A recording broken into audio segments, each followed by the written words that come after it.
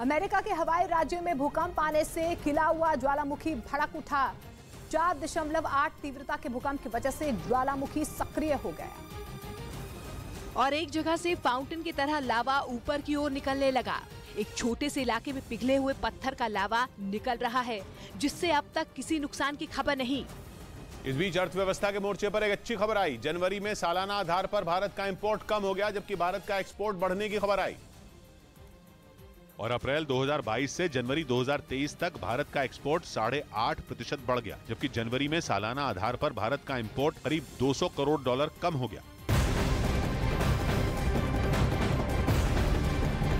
प्रधानमंत्री नरेंद्र मोदी आज दिल्ली के मेजर ध्यानचंद राष्ट्रीय स्टेडियम में आदि महोत्सव का उद्घाटन करेंगे। ये कार्यक्रम सुबह 10:30 बजे शुरू होगा। कार्यक्रम में जनजातीय संस्कृति, शिल्प, खान पान, वाणिज्य और पारंपरिक कला को प्रदर्शित किया जाएगा।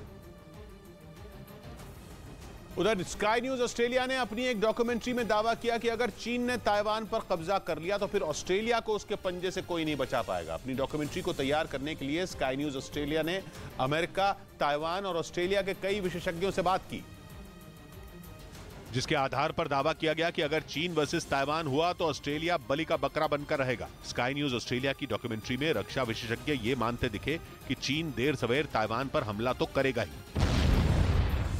ये भी बिल्कुल साफ साफ कहा गया कि अगर ताइवान पर धावा बोला गया तो जंग चीन और ताइवान पर ही नहीं सिमटेगी, बल्कि उसमें अमेरिका भी कूदेगा। और अगर अमेरिका लड़ाई में उलझा तो ऑस्ट्रेलिया को अमेरिका की दोस्ती का कर्ज चुकाना पड़ेगा और न चाहते हुए भी अमेरिका का साथ देना ही होगा।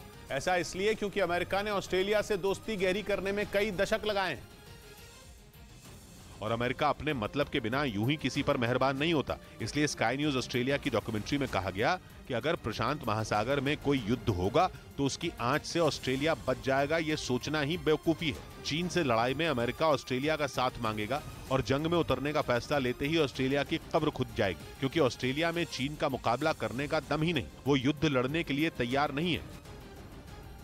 उधर उत्तर प्रदेश के सहारनपुर में एक रेस्टोरेंट के बाहर बजरंग दल के कार्यकर्ताओं ने हंगामा किया। उन्होंने रेस्टोरेंट की आड़ में हुक्का बार चलाने का आरोप लगाया और इसकी शिकायत पुलिस से की, लेकिन आरोप ये है कि पुलिस ने इस मामले में कार्रवाई नहीं की, जिसके बाद बजरंग दल के कार्यकर्ता सड़कों पर उतर गए।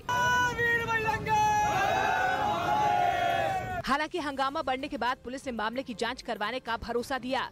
दिल्ली में बीबीसी के दफ्तर के बाहर हिंदू सेना नाम के संगठन के कुछ कार्यकर्ताओं ने प्रदर्शन किया। दिल्ली और मुंबई में बीबीसी के दफ्तरों पर इनकम टैक्स डिपार्टमेंट का सर्वे दूसरे दिन भी जारी रहा और दूसरे दिन इनकम टैक्स डिपार्टमेंट के सर्वे के दौरान हिंदू सेना नाम के संगठन के कुछ कार्यकर्ता दिल्ली में बीबीसी दफ्तर के बाहर पहुंच गए। हाथों में तख्तियां लेकर पहुंचे लोगों ने बीबीसी पर हिंदू धर्म के अपमान का आरोप लगाते हुए नारेबाजी भी की। पुलिस की मौजूदगी में सभी प्रदर्शनकारियों ने काफी देर तक बीबीसी के दफ्तर के बाहर हंगामा किया। कब तक आप प्रोटेस्ट करेंगे यहाँ पर? जब तक ये बीबीसी भारत नहीं छोड़ देता। बाद में पुलिस ने सभी प्रदर्शनकारियों को वहां से हटा दिया। इस तरह का हंगामा दोबारा न हो, इसलिए बाद में बीबीसी के दफ्तर के बाहर आईटीबीपी के जवानों की तैनाती भी कर दी गई। लेन देन में गड़बड़ी के आरोपों पर बीबीसी के दिल्ली और मुंबई के दफ्तरों पर एक दिन पहले इनकम टैक्स डिपार्टमेंट ने सर्वे शुरू किया था, जो दूसरे दिन भी जारी रहा।